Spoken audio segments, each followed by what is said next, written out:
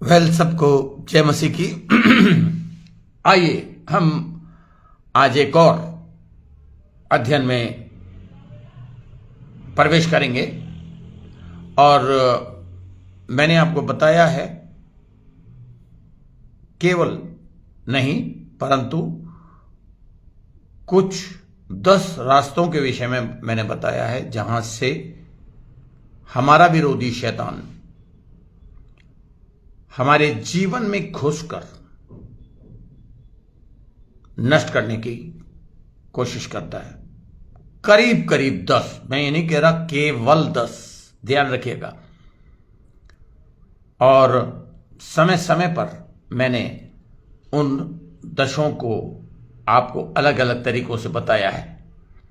आज मैं उन 10 में से 5वें का, जो कि बहुत इंपॉर्टेंट मुझे लगता है, उसमें से मैं आपको अध्ययन दूंगा।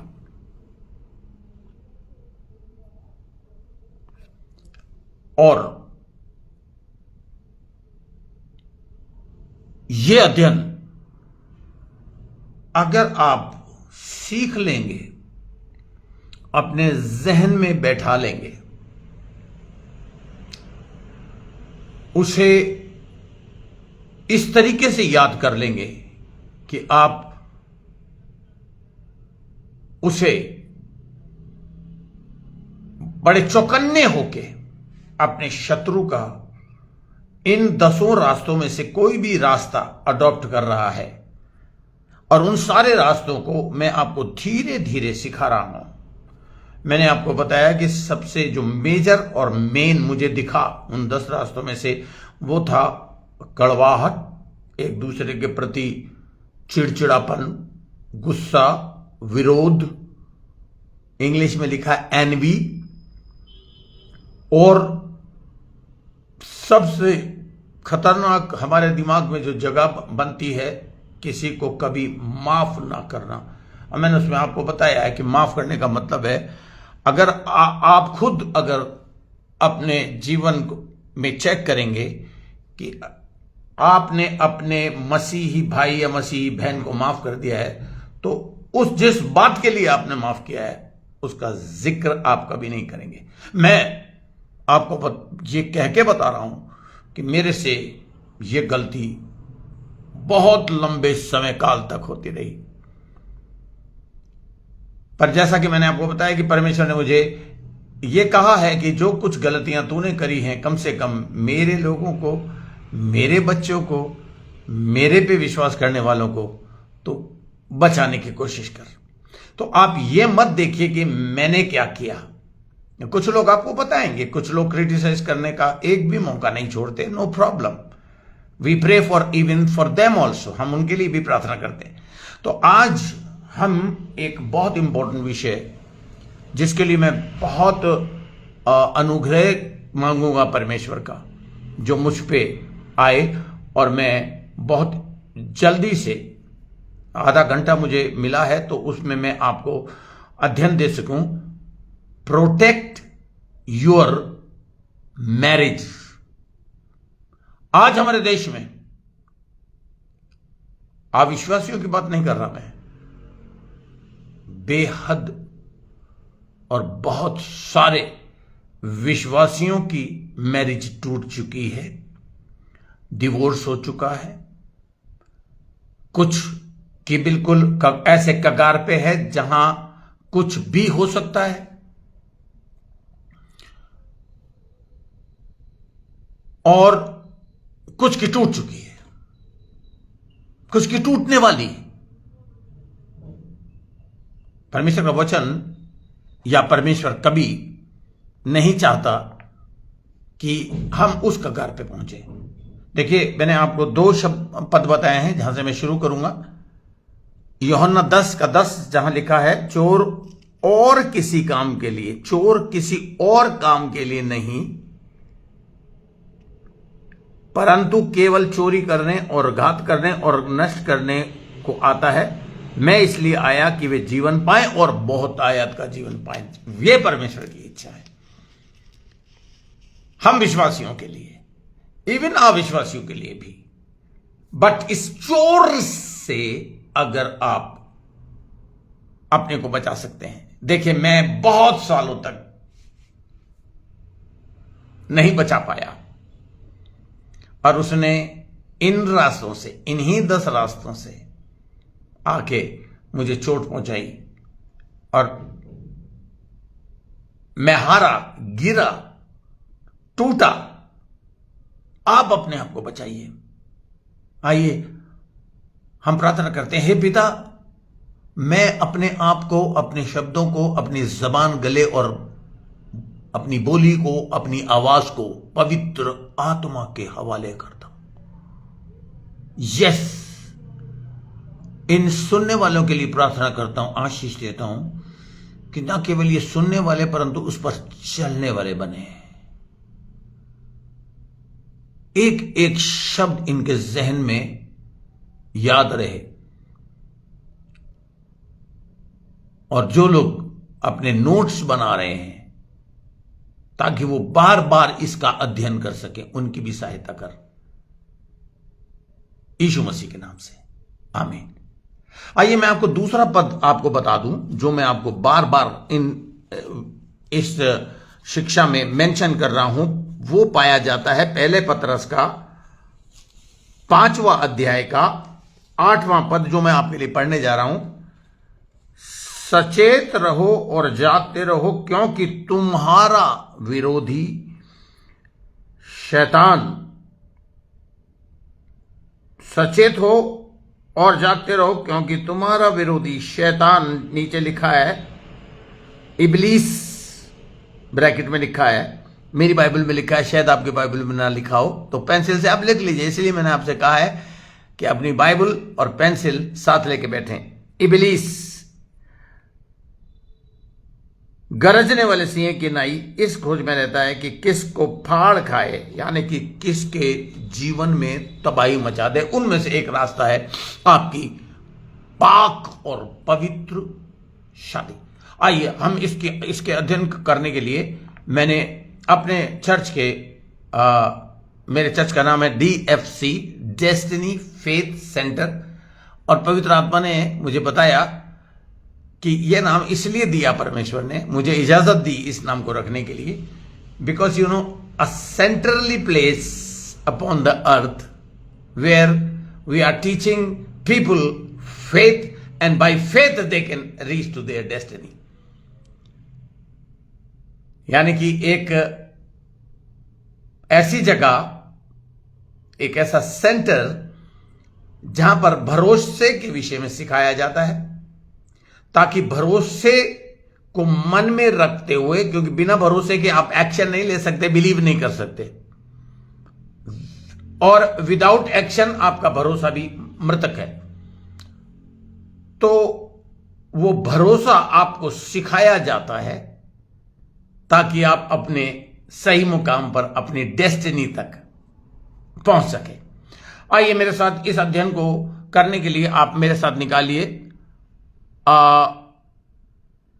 मैं चाहूंगा हम शुरुआत करेंगे उत्पत्ति की किताब और उसका 2 अध्याय और उसका 15वां पद।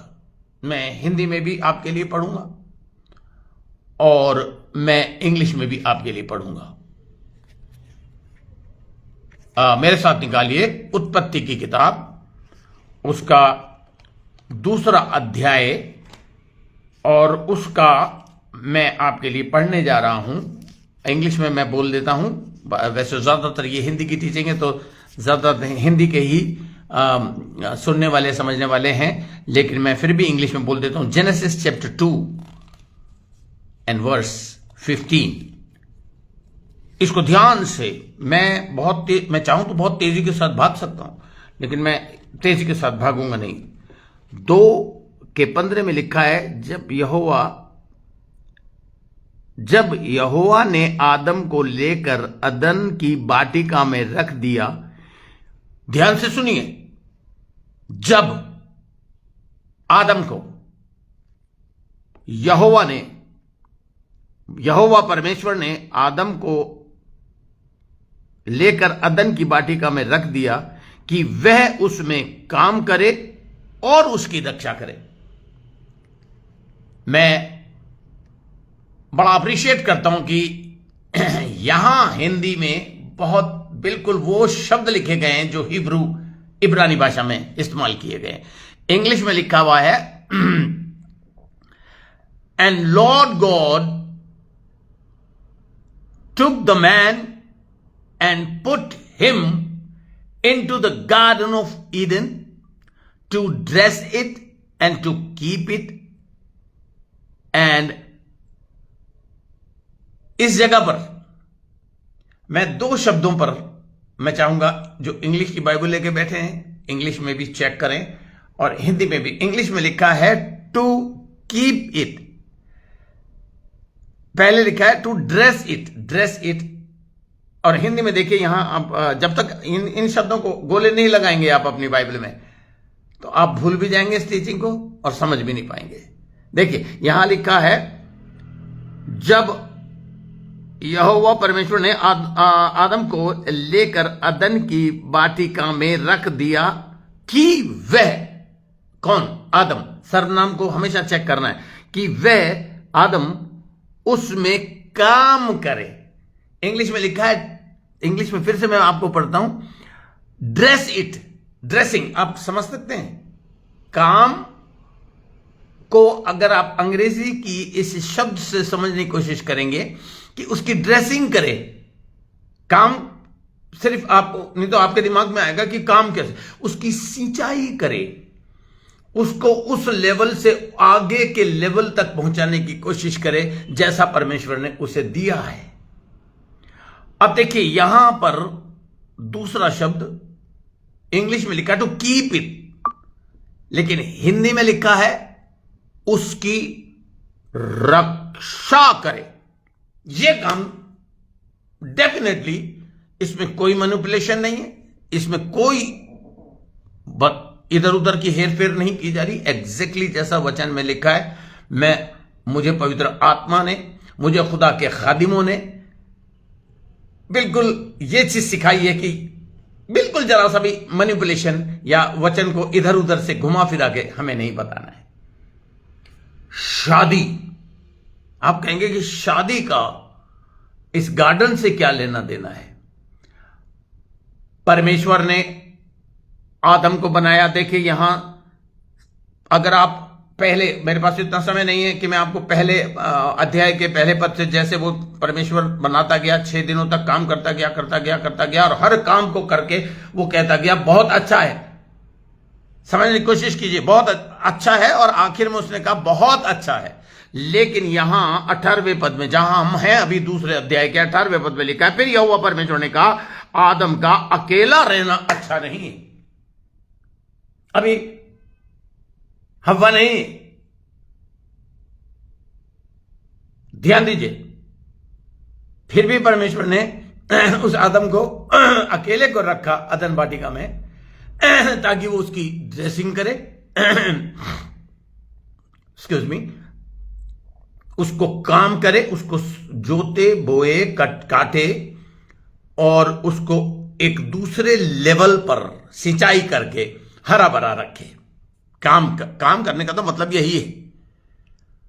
फिर उसके बाद आप सोचिए रक्षा करना, रक्षा शब्द आ गया कि उसकी रक्षा भी करे, मगर साथ के साथ परमेश्वर ने यह देखा कि नहीं, इसका अकेला रहना अच्छा नहीं है, तो इसलिए उसकी पसली निकाल के, आप लोग सब जानते हैं, उसको एक स्त्री दे दी, एक हेल्पर दे दिया। और आज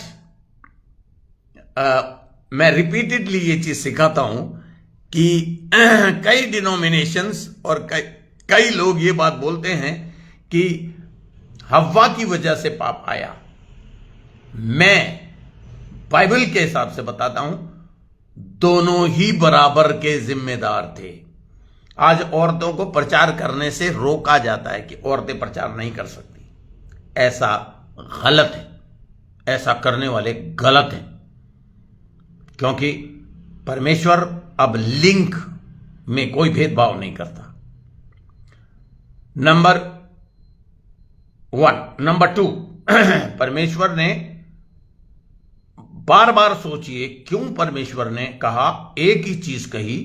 पहले कहता गया अच्छा है, अच्छा है। अपनी बाइबल खोलिएगा, पहले अध्याय को खोलिएगा और देखिएगा, पहले दिन परमेश्वर ने कुछ बनाया, फिर उसको कहा अच्छा है। फिर दूसरे दिन बनाया, उसने कहा अच्छा है। लेकिन यहां 18वें पद में कह रहा उसका अकेला रहना अच्छा नहीं है, इसलिए उसने 2 जन को रख दिया। Here comes the 2 in 1, a marriage, a first marriage in the garden of the Lord।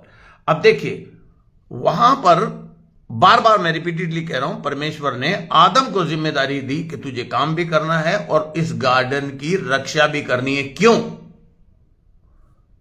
क्योंकि परमेश्वर चाहता था कि वो इसमें काम करे, उसकी दी हुई चीज में उसकी उन्नति, उसको उन्नतिशील बनाए, उसको आगे का अच्छा लेवल दे, उसको नरिश करे, उसमें बागबानी करे, उसमें पानी डाले, खाद डाले, वगैरह वगैरह। और सबसे दूसरा जो चीज है उसे आप आज नोट कर लीजिए, रक्षा करे। अब ये जो रक्षा शब्द है, आप जानते हैं किससे रक्षा? इसका मतलब परमेश्वर को मालूम था कि इनका, क्योंकि परमेश्वर का खुद का एक विरोधी था जो शैतान, और परमेश्वर को यह मालूम था कि यहां भी मेरे बनाए हुए इन दोनों बच्चों के जीवन में ये एंट्री मारेगा, ये एंटर होगा। इसलिए रक्षा करने से क्या मतलब है? रक्षा करने से मतलब है, अगर आप अय्यूब की किताब पढ़ेंगे तो परमेश्वर ने जो कुछ भी उसको दिया था, शैतान के वर्ड्स थे कि क्या तूने जो कुछ उसको दिया है, जो भी एग्रीकल्चर एनिमल्स और फार्मर्स एंड द फील्ड्स, खेती करने के लिए जमीनें वगैरह सारा, और सारा धन दौलत जो कुछ तूने दिया, उस पर तूने बाड़ा नहीं बांध रखा। शैतान के ये वर्ड्स थे। तो दूसरा, नीति वचन के 4 अध्याय को अगर आप में पढ़ेंगे, 25वें पद में लिखा है, सबसे अधिक मनुष्य को कहा है, सबसे अधिक अपने मन की रक्षा कर, क्योंकि वहीं से जीवन की सारे सूत्र, सारी बातें वहीं से निकलती हैं। यहां आदम से कहा है इसकी रक्षा कर, यानी कि एक स्ट्रॉन्ग बाड़ा बना, चारों तरफ एक स्ट्रॉन्ग बाड़ा तू बना। काम तेरा ये है, ना केवल सिंचाई, परंतु सिंचाई से पहले एक बाड़ा, स्ट्रॉन्ग बाड़ा बना, ताकि तेरा एनिमी एंट्री ना ले सके। मैंने बहुत पहले यूरोप में एक शिक्षा दी, आप लोगों को भी देना चाहता हूं, और वहां मैंने बताया 10 powerful women of the Bible. परमेश्वर के वचन में दी गई 10 शक्तिशाली सामर्थी स्त्रियां जो बाइबल के अंदर बताई जाती है। अब ये मेरी टीचिंग थोड़ी गहरी है, यहां से आप ध्यान रखिएगा।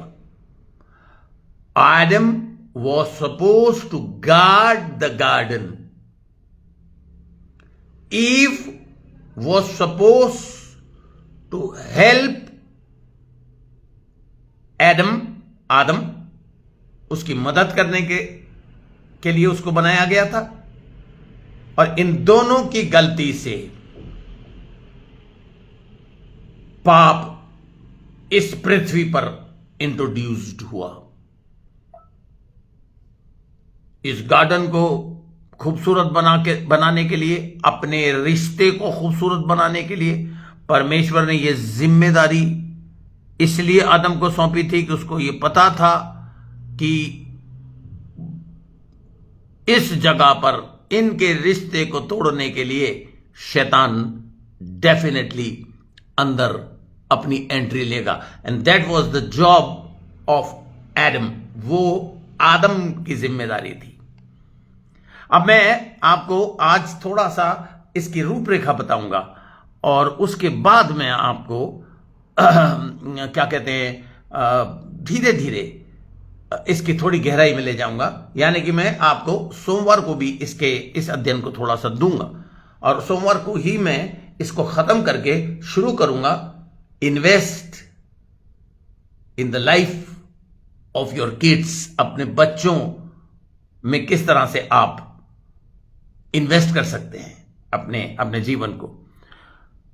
तो देखिए, मैं चाहूंगा कि इस वक्त आप जल्दी से मेरे साथ खोलें, मैं भी आपके साथ खोल रहा हूं। मेरे साथ निकालिए नीति वचन, जो मैंने डीएफसी के विश्वासियों को ऐप में ऑलरेडी दे दिया है।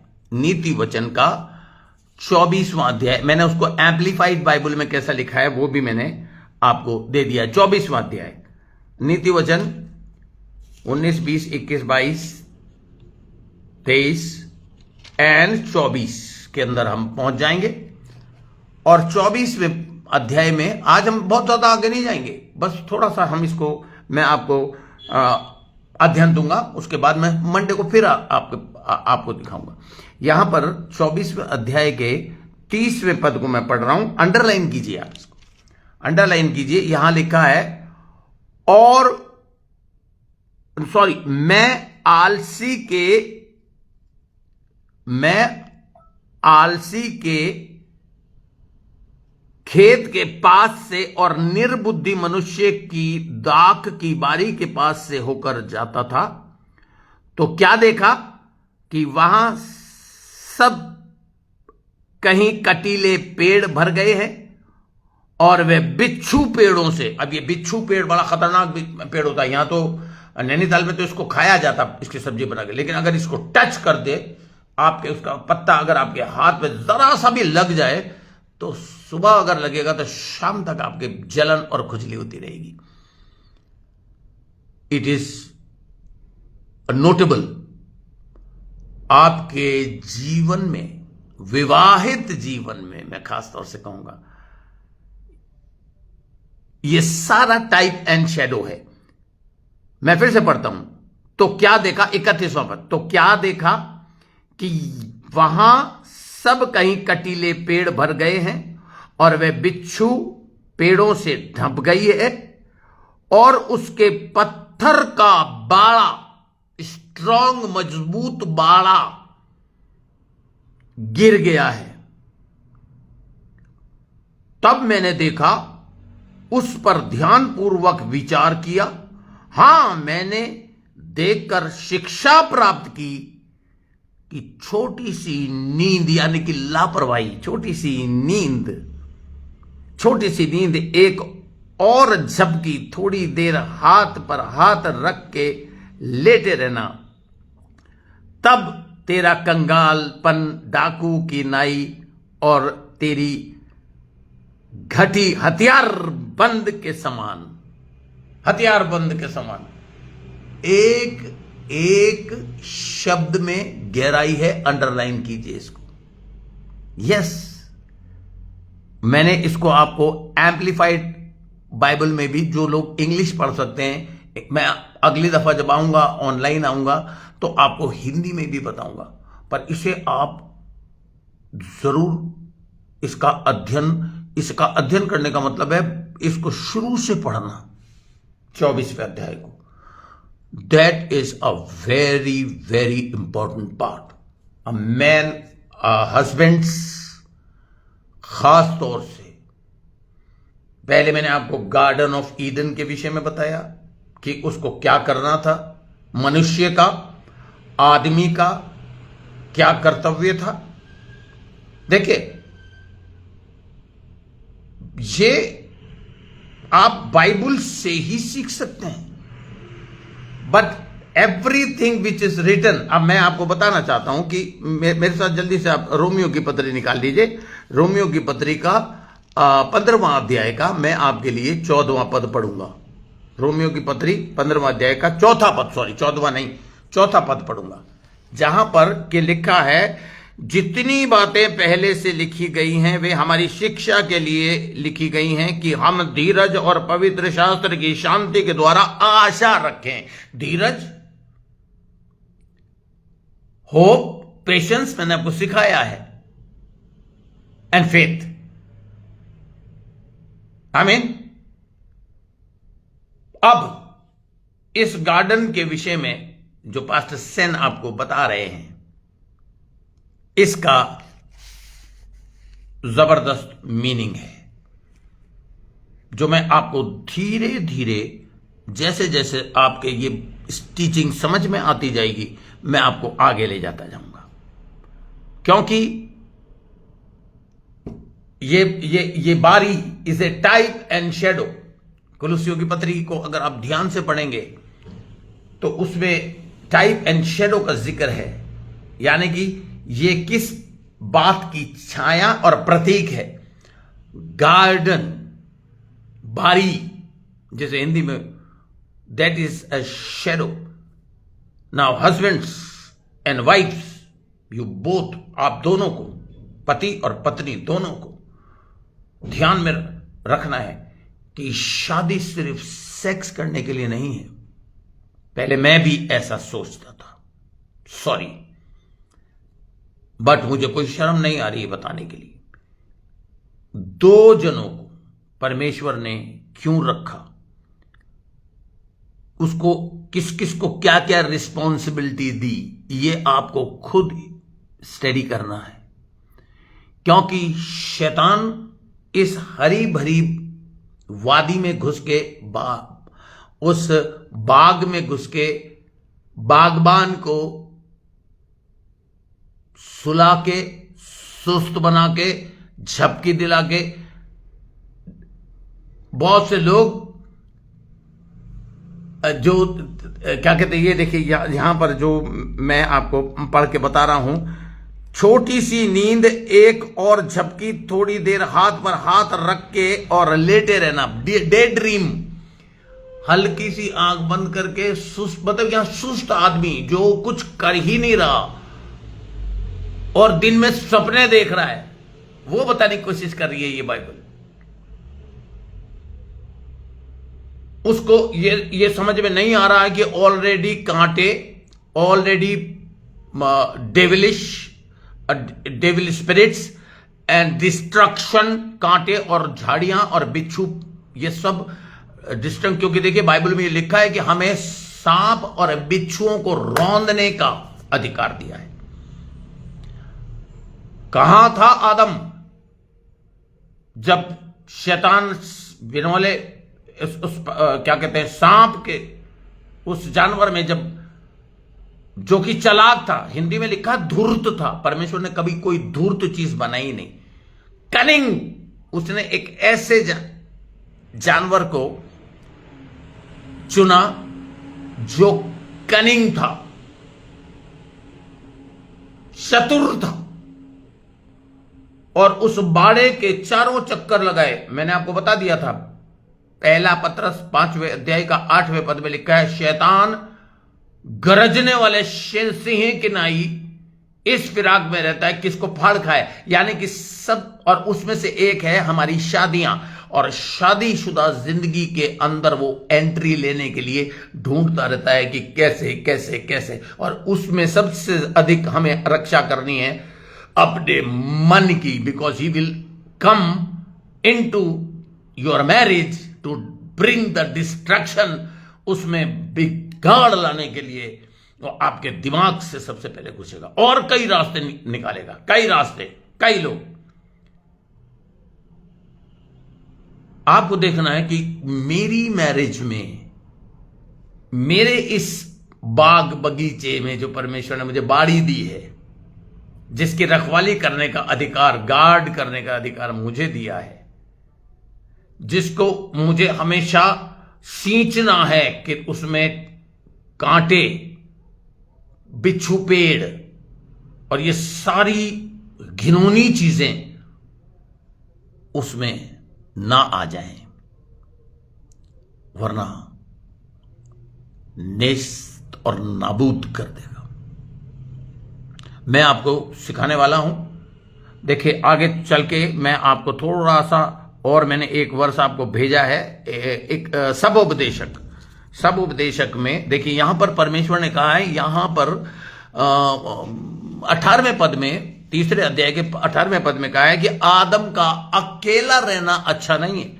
अब देखिए सब उपदेशक में परमेश्वर का वचन, चौथे अध्याय, सब उपदेशक के चौथे अध्याय का अंडरलाइन कीजिए, चौथे अध्याय का 12वां पद लिखा है।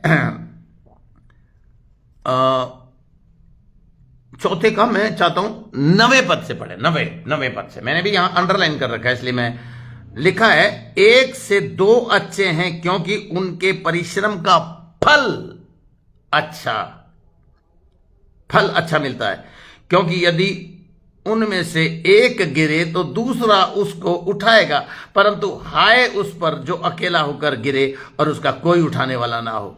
फिर यदि 2 जन एक संग सोएं तो वे गर्म रहेंगे,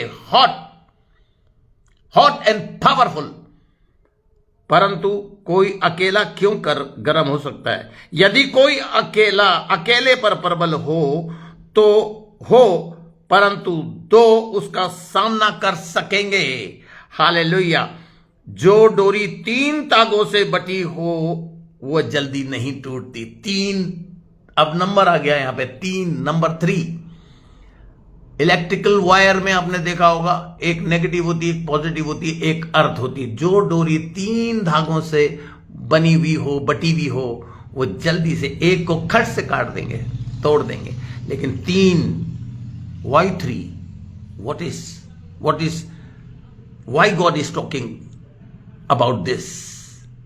ये हम सोमवार को 9 या 9:30 बजे की क्लास में सीखेंगे। अब ये क्लास धीरे धीरे गहरी होती जाएगी और मैं आपकी मदद करूंगा, परमेश्वर मेरे द्वारा आपकी मदद करेगा कि आप जो सबसे ज्यादा आज की तारीख में हो रहा है, आज इस संसार में हो रहा है, Europe, America, north America, Australia, यूं ऐसे तलाक हो जाता है।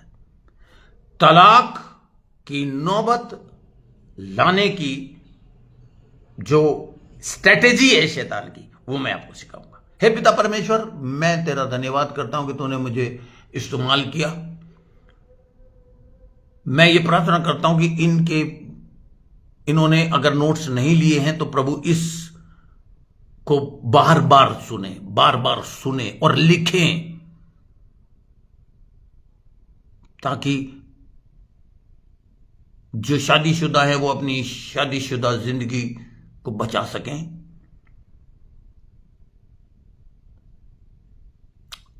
और जो शादीशुदा नहीं है वो सीख के इस पवित्र बंधन में बंधें, क्योंकि it is a commitment, it is a covenant,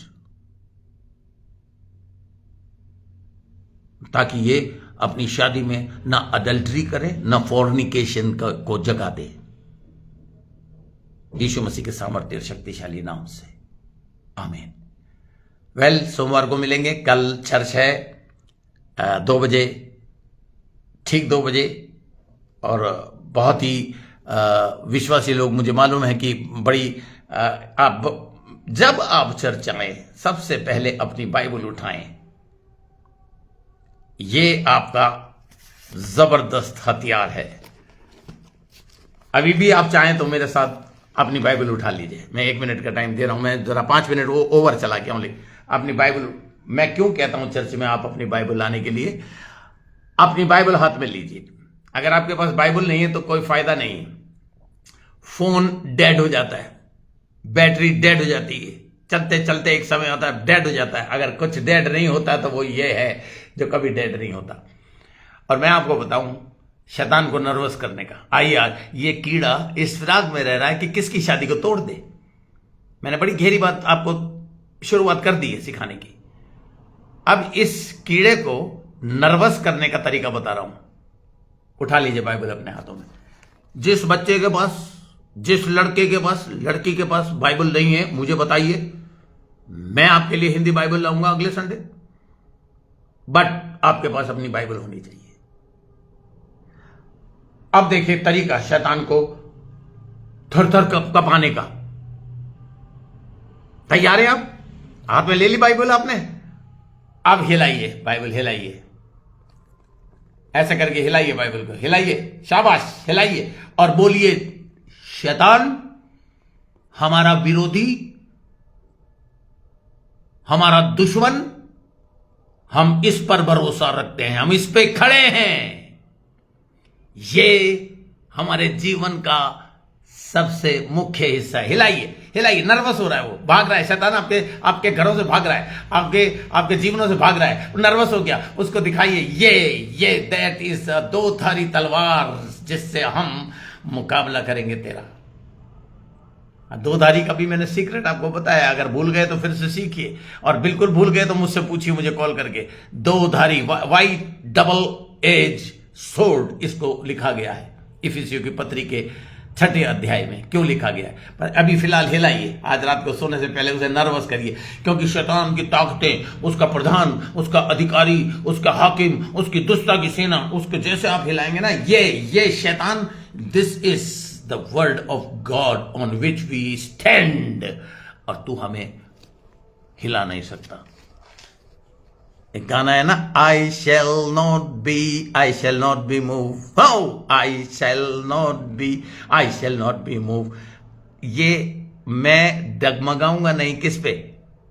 मैं उस पौधे के समान हूं जो पानी के बीच में लगा हुआ है, जिसमें ना खादगी ना पानी की कभी कमी, वो सूख नहीं सकता। प्रभु आपको बहुत आशीष दे। Have a wonderful night.